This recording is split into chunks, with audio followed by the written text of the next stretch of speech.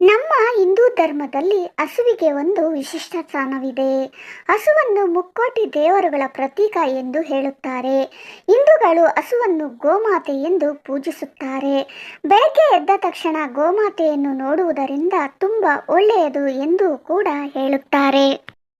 ಗೋಮಾತೆಗೆ ಆಹಾರವನ್ನು ನೀಡುವುದರಿಂದ ದೋಷಗಳು ಪರಿಹಾರ ಆಗುತ್ತವೆ ಎಂದು ಕೂಡ ಶಾಸ್ತ್ರದಲ್ಲಿ ಹೇಳಲಾಗುತ್ತದೆ. ಇಂತಹ ಗೋಮಾತೆಗೆ ಯಾವ ಆಹಾರವನ್ನು ನೀಡಿದರೆ ಯಾವ ಲಾಭ ಎಂದು ಈಗ ತಿಳಿದುಕೊಳ್ಳೋಣ. ಹುರಳಿಯನ್ನು ನೆನೆಸಿ ತಿನ್ನಿಸಿದರೆ ನಿಮ್ಮ ವೃತ್ತಿಜೀವನ ಮುಂದುವರಿಯುತ್ತದೆ.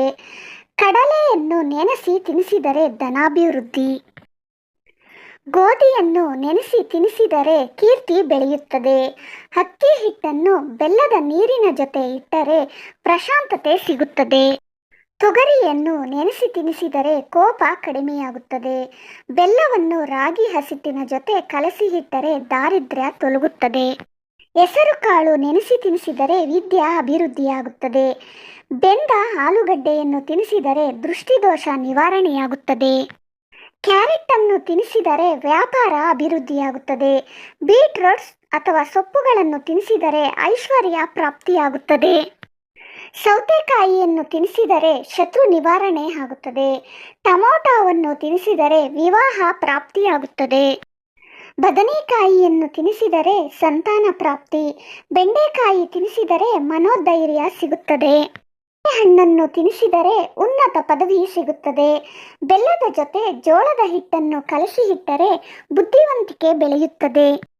ಕಡಲೆ ಪಪ್ಪನ್ನು ಬೆಲ್ಲದ ಜೊತೆ ಕಲಸಿ ಉಂಡೆ ಮಾಡಿ ಇಟ್ಟರೆ ಋಣ ವಿಮುಕ್ತಿ ದೊರೆಯುತ್ತದೆ. ಗೋಧಿಯ ಜೊತೆ ಬೆಲ್ಲವನ್ನು ಕಲಸಿ ಇಟ್ಟರೆ ಉದ್ಯೋಗ ಪ್ರಾಪ್ತಿಯಾಗುತ್ತದೆ. ಕೊಬ್ಬರಿ ಬೆಲ್ಲವನ್ನು ಉಂಡೆ ಮಾಡಿ ತಿನ್ನಿಸಿದರೆ ಅಖಂಡ ಐಶ್ವರ್ಯ ಪ್ರಾಪ್ತಿಯಾಗುತ್ತದೆ.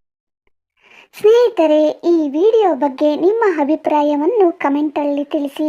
ಇಷ್ಟವಾದರೆ ಲೈಕ್ ಮಾಡಿ, ಶೇರ್ ಮಾಡಿ, ಸಬ್ಸ್ಕ್ರೈಬ್ ಮಾಡಿಕೊಳ್ಳಿ. ಮುಂದಿನ ವಿಡಿಯೋದಲ್ಲಿ ಸಿಗೋಣ. ಧನ್ಯವಾದಗಳು.